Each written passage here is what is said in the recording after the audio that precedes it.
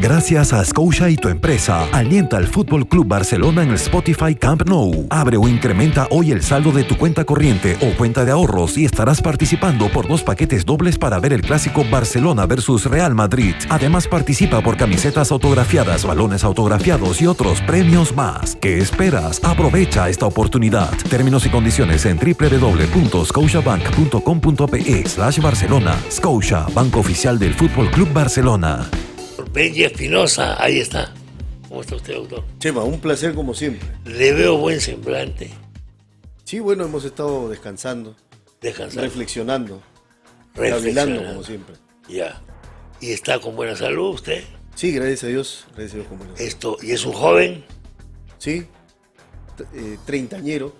Es un joven treintañero, pues. Sí, pues él está comenzando usted en realidad. O sea, Lo de Castillo para usted es más o menos como para mí, cuando era haber jugado bolitas en la calle, hacer un huequito con una moneda.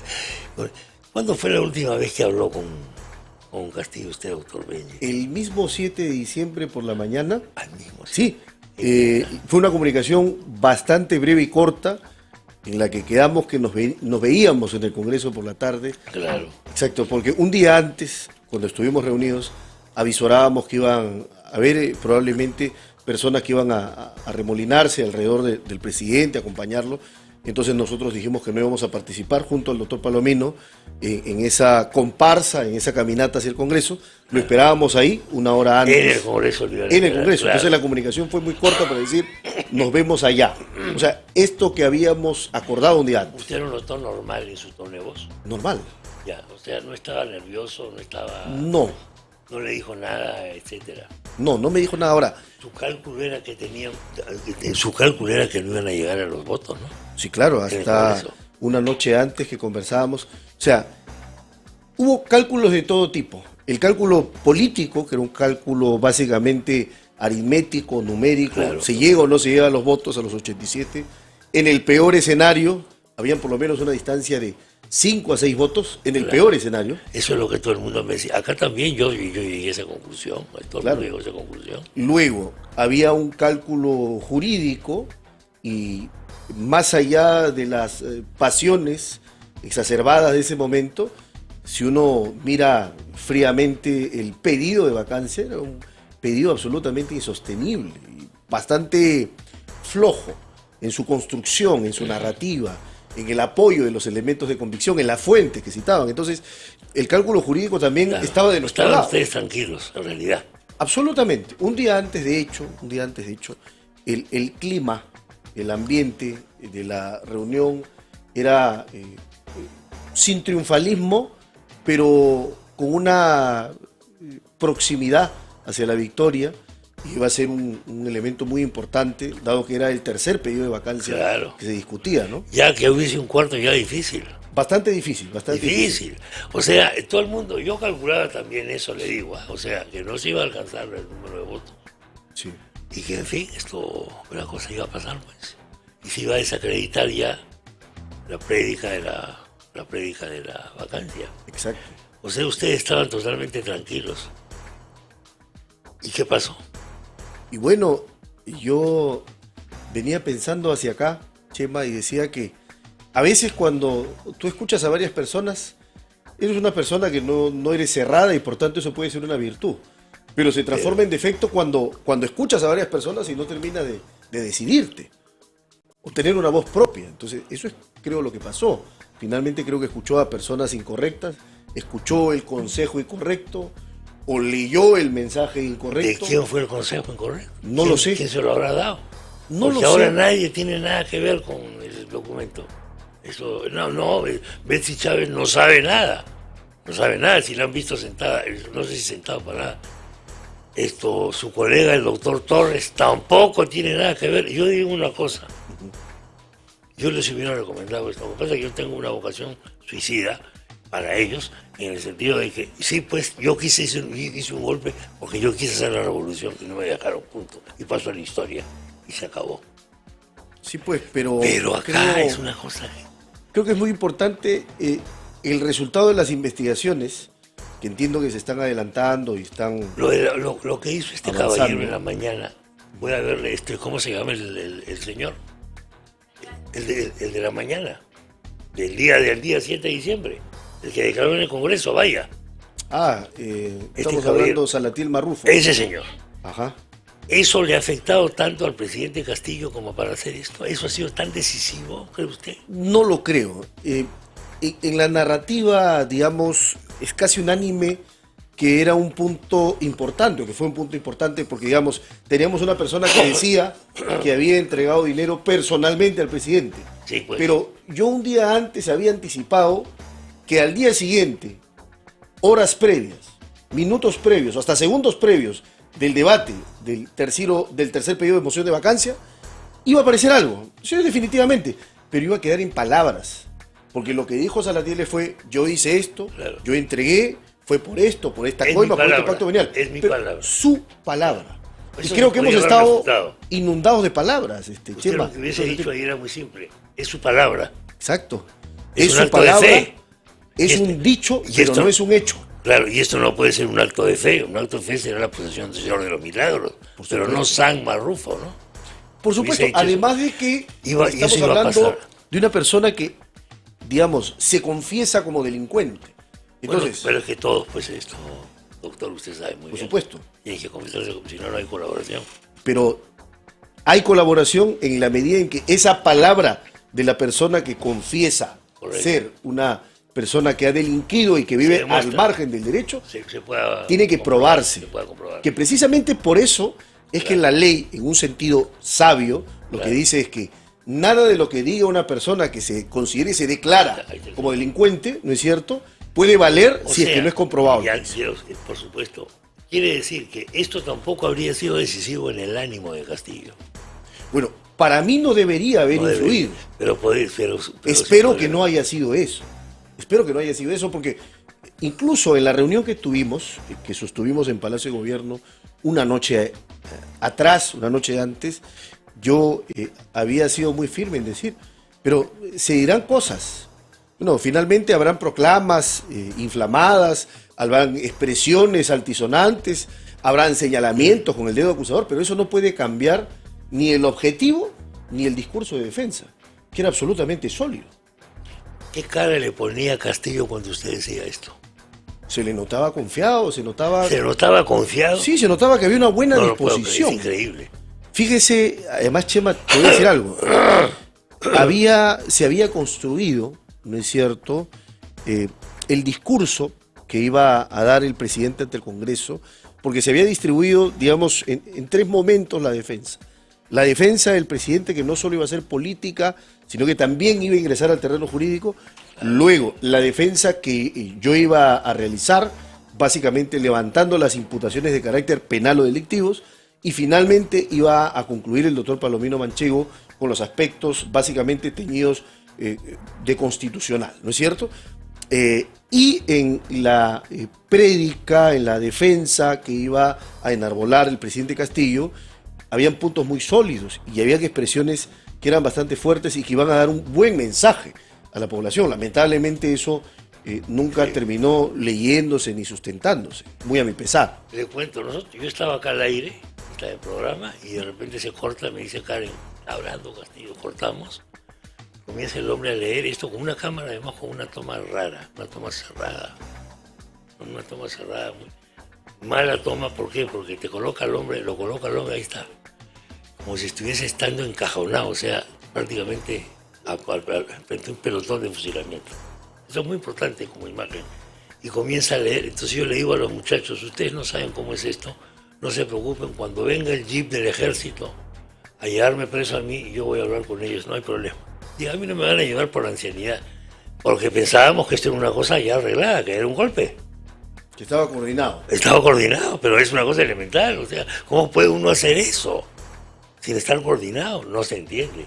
Segundo, todos sabemos que el presidente no sabe escribir, pues, por favor, es una cosa obvia, elemental. ¿Quién ha escrito ese discurso? Nadie se hace responsable. ¿Por qué ahora nadie se hace responsable, señor? Es importante que sean responsables no solo para el juicio jurídico, porque hay una investigación abierta, sino para el Tribunal de la Historia, que es importante establecer qué cosa pasó, quién fue el que gatilló finalmente, el que impulsó al presidente a que tomara esa decisión de suicidio. O sea, esto fue un acto de suicidio en vivo, suicida, televisado. Exactamente, un acto suicida.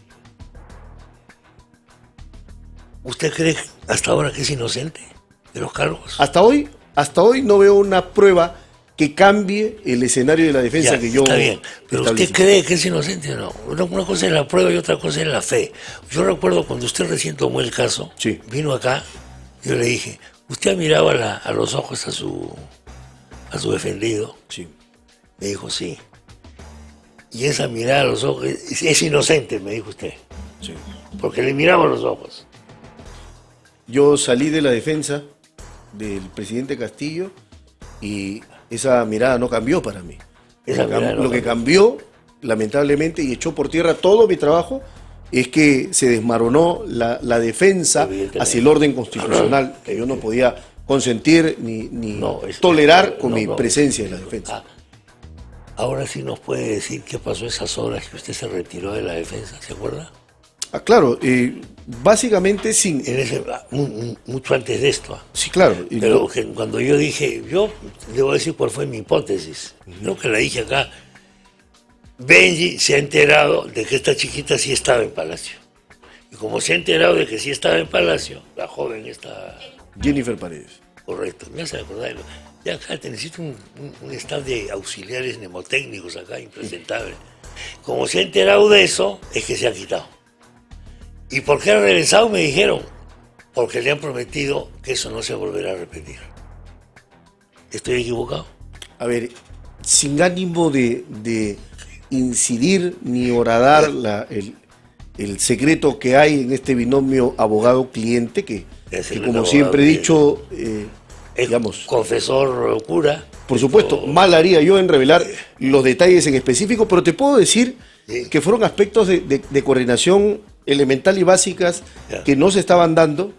Esto de escuchar a muchas personas, e incluso en la consejería legal, había llegado a un límite intolerable para mí, y entonces por eso dije, es mejor dar un paso al costado, abdico de mi función como abogado defensor y le deseo muy buena suerte.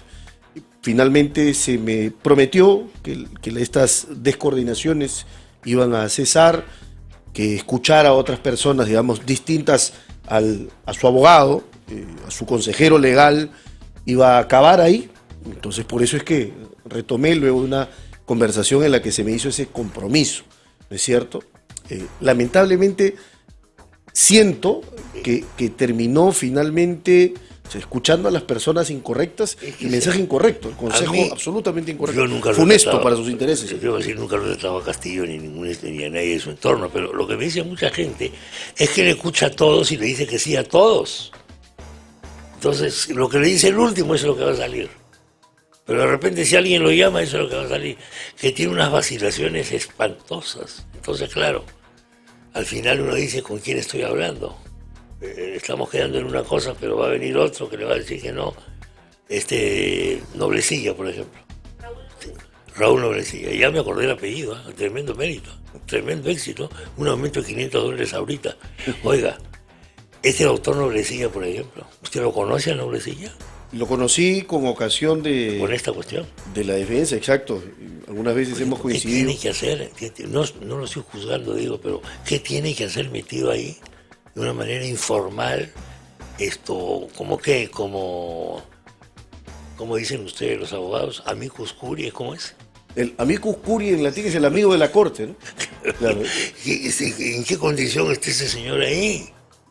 Una persona no puede hacer eso con un cliente, con un abogado.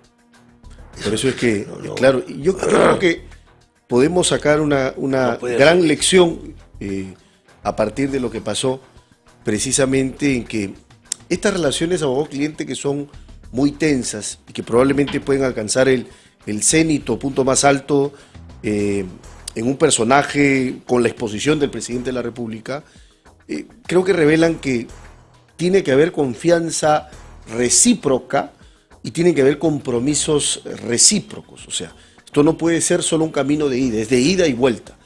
Y entonces cuando escuchas a otras personas esto que parece ser un buen consejo, o que te pueden adular, o que pueden decirte lo que quieres escuchar, finalmente termina eso sepultándote. Yo creo que eso es muy importante, que se pueda rescatar para la reflexión a la posteridad. Claro, porque eso es una cosa que a mí me pareció rarísima, que alguna persona haga eso. Me pareció una cosa absolutamente extraña y que, en fin, bueno, ¿cómo está viendo usted las cosas en este momento, en este país? Con mucha agitación, No.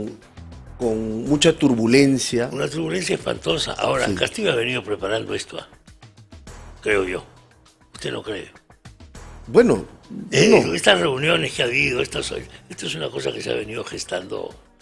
Esto es un asalto al poder por vía violenta con comandos de terroristas que han hecho acciones terroristas. Pero yo lo veo así. A mí me parece más bien que hay protestas, pero no identifico ni logro ¿Quiénes son? Claro, ese es establecer un liderazgo. No hay, pues, ¿Es ese cierto? es el problema. El problema es el siguiente, usted lo sabe como abogado. Usted tiene que tener un interlocutor para negociar algo. Sí, claro.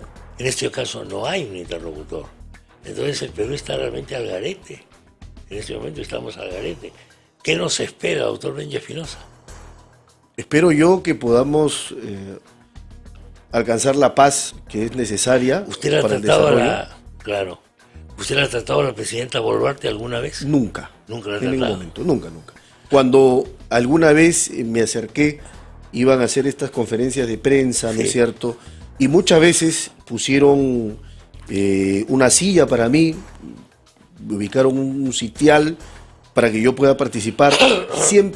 Siempre, y ustedes, eso se puede corroborar y confirmar, siempre expresé mi rechazo respetuoso, siempre fundamentado, de que no iba a teñir mi participación jurídica con lo político. Claro. Ya bastante hacía en la defensa jurídica y a veces se me trataba de confundir como un vocero político y por eso Sí, es que... sí, porque la prensa lo perseguía a usted y le digo por qué. Usted es una persona articulada, se le entiende cuando habla, señor. Gracias por ese tema. Han tenido el señor Castillo, su cliente, una cantidad de asesores de tal magnitud y calibre que simplemente eran absolutamente impresentables. La forma como se expresaban con la prensa era terrible. Por esa razón es que la prensa quiere encontrar un interlocutor que más o menos pueda ser aceptable mediáticamente. Claro. Ese fue su error. Su error fue tener buena presencia mediática. Por eso que lo perseguían usted. Y a usted sí lo politizaron, ¿eh? Sí, Yo dije, Contra- ahorita viene el nuevo gabinete presidido por Benji Espinosa. escuché eso, Chema. Y Yo lo varias dije, veces sí. antes de entrar en la Yo lo entrevista hubiese me hecho eso, preguntaban. Por supuesto, el señor, nuestro señor de los milagros, ha tenido el buen gusto de impedir que yo sea presidente del Perú, ¿no? Es una desgracia descomunal, pero yo hubiese hecho eso para mejorar la imagen del gobierno. Pero Castillo estaba en otra cosa. Tengo que hacer una pequeña pausa. Claro. Vamos a volver después. Con mucho gusto. Doctor Benji Espinosa está con nosotros. Hemos pasado revista a qué pasó, en qué pasó el día del 7 de diciembre, etcétera. Y llegamos a una conclusión al final, no sabemos bien qué fue lo que pasó por el cerebro del presidente Castillo. Y luego estábamos hablando de otras cosas. Le recordé al doctor Benji Espinosa el primer día que vino aquí, le dije, ¿usted ha mirado a sus ojos a sus clientes? Sí, me dijo, ¿cree en él? Sí. Y él me dice que hasta ahora él no tiene ninguna prueba en contraria de esa creencia inicial. Bueno, me contaba el doctor Benji Espinosa que está aprovechando ahora para hacer cosas pendientes que no había podido hacer, como cuáles, por ejemplo. Por ejemplo, terminar de escribir unos comentarios a un libro pequeño y breve, pero que no tiene mucha publicidad, de Cicerón, que se llama De Oratore, en latín, ¿Así? que quiere decir algo así como diálogo sobre el orador, discurso sobre el orador, sí, o acerca del orador. Entonces, Acerca del Cicerón orador, en esa obra, que no es muy conocida, o no es de sus obras más recordadas, ni difundidas, da lecciones sobre la elocuencia. Y ahí yo recuerdo una expresión que me gustó mucho, porque Cicerón, evidentemente formado con lecturas griegas y con un una estancia que tuvo en Grecia, ¿no es cierto? Dice que el buen orador no es solo aquel que es ducho en el arte del buen decir y en el arte de la escogencia de las palabras, elegir bien las palabras, construir bien las oraciones, sino también aquel que tiene credibilidad. Claro. ¿No es cierto? O sea, si me crees, ¿no es cierto? Es porque despierto precisamente confianza, ¿no? Y entonces estoy terminando de escribir unos comentarios, unas interpretaciones sobre esa pequeña obra, que ya va a salir pronto en publicación. Bueno, y el resto son sus casos privados. Sí, la cartera que tenemos en el estudio. De Sí, claro, y estamos litigando, participando en audiencias y gracias a Dios con muy buenos resultados. El día de mañana, en el juicio oral que le tocará a Castillo en su momento, como le va a tocar a Toledo, pero hablemos un poco sobre Toledo antes. ¿Qué le parece toda esta cosa de Toledo? Parece que por fin viene. Fui una de las personas que anticipé en el calor de este inicio del proceso de extradición, hace años. Años pues. Dije que no creamos que el proceso iba a ser rápido. Claro. Yo calculé que iba a demorar bastante tiempo en el Departamento de Estado de Estados Unidos, sí, viendo otros casos. Claro. Me dijeron, pero ¿por qué si ya hay pruebas abundantes en su contra? Porque tiene que seguirse un proceso, claro, el debido proceso de extradición. Claro. Habiéndose respetado este debido proceso de extradición, ya Toledo está pronto a llegar al Perú. Porque al final esto es una decisión política del gobierno. Por supuesto. Por supuesto. Todos los procesos de extradición son procesos de naturaleza política en el sentido de que es el Estado requerido, claro, que va a tomar la decisión de, claro, que si existe una causa probable, fíjate, claro, que el estándar es bajo, o sea, Estados Unidos no tiene que demostrársele que hay certeza absoluta contra Toledo, claro, basta con indicios razonables y los hay, pero se siguió todo un procedimiento para que finalmente Toledo pueda ser extraditado y acá se puede ejecutar una orden de prisión preventiva que tiene en su contra. Sí, recordemos que hay un caso que está por llegar a juicio, sí, de Toledo, ¿no es cierto? Sí. Está en la etapa de control de acusación. Ya la, sí, Fiscalía se convenció de su culpabilidad, formuló acusación y un juez está por aprobar esa acusación para que Toledo sea juzgado. Tiene que llegar esposado al aeropuerto Toledo. Entonces, ahí está la situación.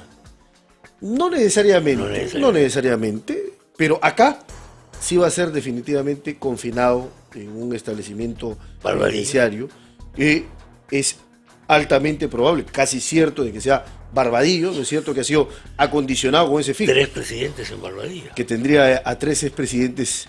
3 presidentes en Barbadillo es una cosa increíble para cualquier país. Sí, claro, no es poca cosa, ¿no? Yo me pregunto si eso habla mal de nosotros o habla bien de nosotros. ¿Habla mal en el sentido de que no sabemos elegir como pueblo? Sí.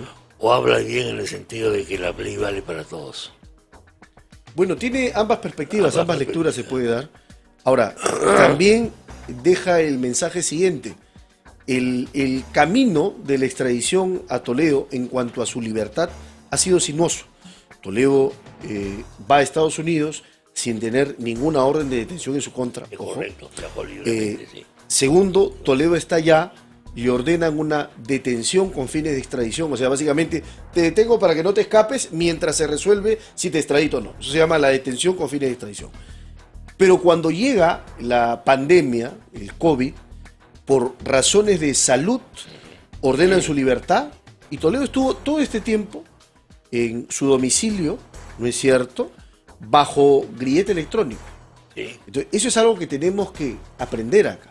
Que la prisión no debe ser automática ni debe acompañar todos los procesos, por más que tengan reflectores y una comparsa mediática grande. Eso es importante. Respetar la libertad de la persona. Hemos abusado de la prisión preventiva. Absolutamente. En los últimos años le doy la razón. El otro día estuve en el penal Castro Castro.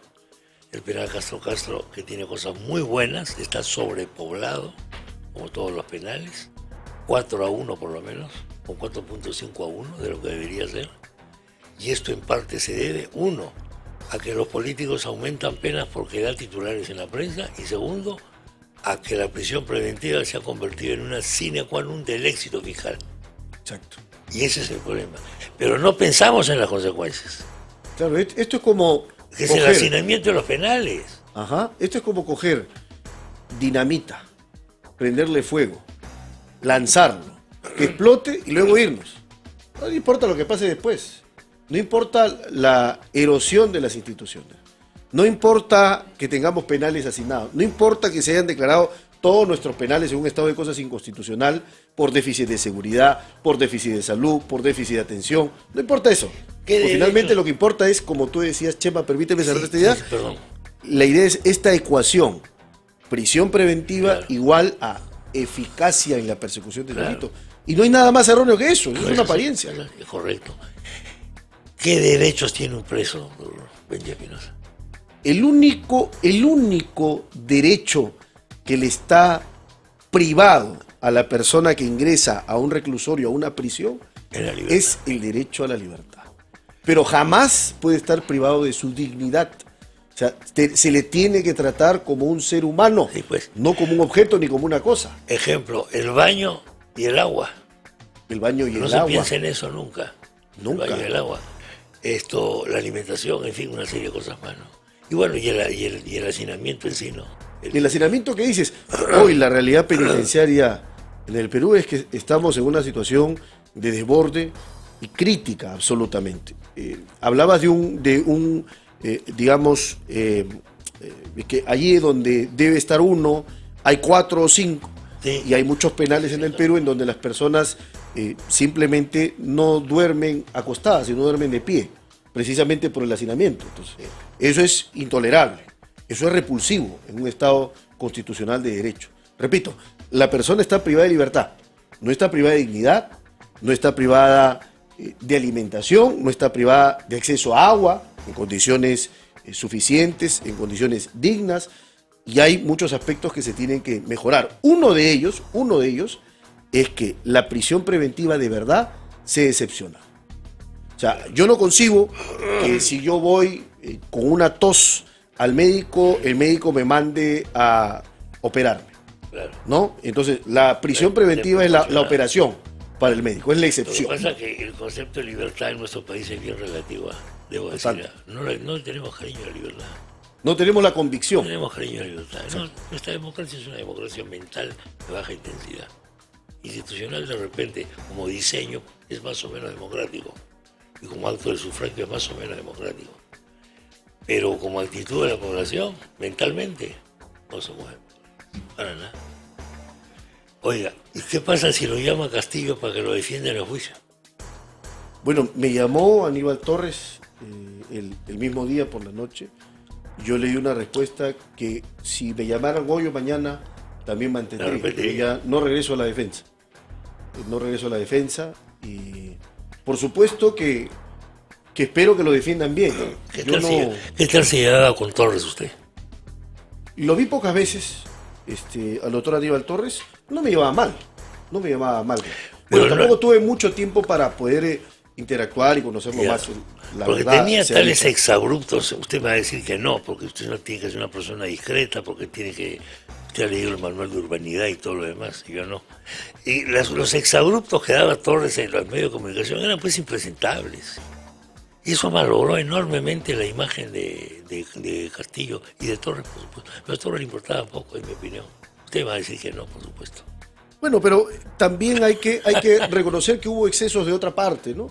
Que definitivamente hablabas hace un momento, Chema, de la reflexión sobre la libertad, que no basta, digamos, tener escrito en la Constitución que tienes libertad, sino que tienes que tener vocación y convencimiento de que la libertad es tu derecho y de que los demás, el próximo es el próximo, el cercano, ¿no es cierto? Y sentir su dolor y sentir su situación de angustia.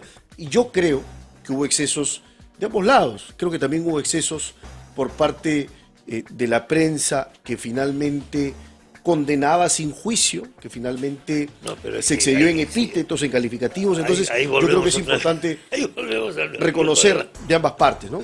Ahí volvemos al viejo debate. El viejo debate es que si usted es el defensor, lo que le tiene que pedir a la prensa es moderación. Este es su papel. Por supuesto. Pero si yo soy prensa, lo que le tengo que pedir a la prensa es que no se modere. O sea, no es que estemos juzgando, sino que estamos informando, pero en fin, eso. Entonces, no aceptaría la defensa. No aceptaría, Chema. Creo que ha sido muy claro, ¿no? Muy claro. ¿Usted ha pensado hacer carrera política o no? Todavía no.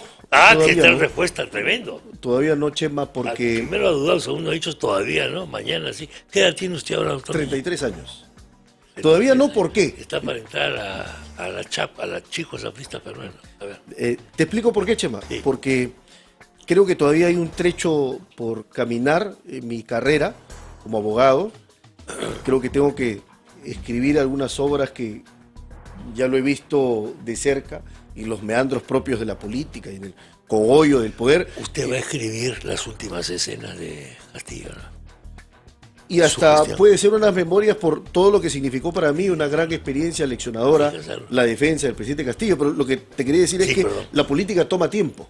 Entonces, dedicarse a la política significa abandonar otro tipo de deseos y aspiraciones que uno tiene, ¿no? Muchas gracias por la visita. Chema, un placer como siempre. Hasta luego. Gracias. Estamos en contacto. El doctor Benji Espinosa. Ya viene nada menos que Víctor Andrés García Belaúnde, por supuesto, señores, hablando de política. Pero antes, en biografía, ¿y quién tenemos? Un tipo tan... Scotia y tu empresa te llevan al Spotify Camp Nou a alentar al Fútbol Club Barcelona. Abre o incrementa hoy el saldo de tu cuenta corriente o cuenta de ahorros y estarás participando por 2 paquetes dobles para ver el clásico Barcelona versus Real Madrid. Además, participa por camisetas autografiadas, balones autografiados y otros premios más. ¿Qué esperas? Aprovecha esta oportunidad. Términos y condiciones en www.scotiabank.com.pe/Barcelona. Scotia, banco oficial del Fútbol Club Barcelona.